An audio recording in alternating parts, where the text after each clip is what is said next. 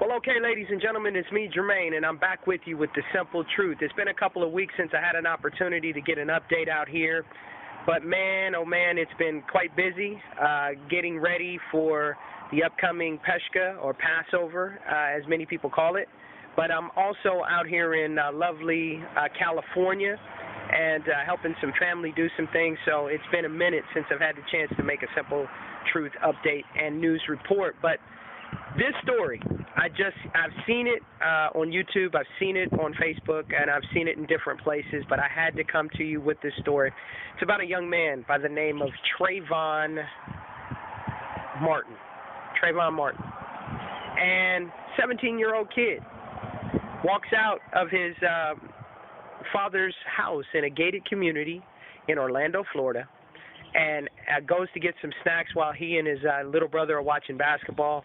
And when he comes back, an overzealous, self-appointed neighborhood watch person in that community sees him and eventually calls 911. And when he calls 911, the police tell him not to confront the young man.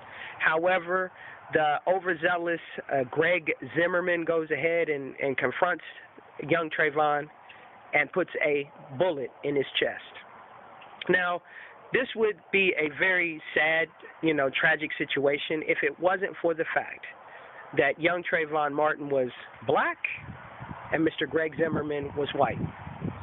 Now, I'm going to say this one more time for those that just do not believe that there is a problem when it comes to the racial divide in our country.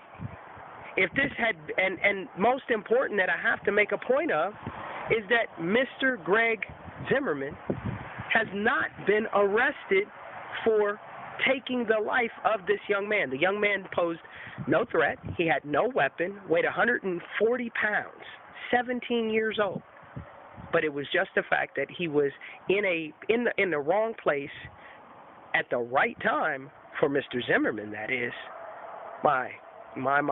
It really just tears me up, and I had to make this story. I'm going to include a link with the full details, and what's going to amaze you is that you will hear two people that are not black that are talking about this with the same disgust as someone like myself that is black.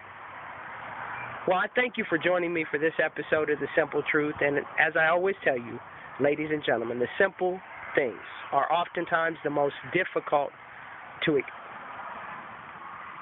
Thank you for joining me for this episode of The Simple Truth, and as I always tell you, the simple things are oftentimes the most profound, but yet they are the most difficult to put into practice as well as do. Thank you, and I'll talk to you again real soon.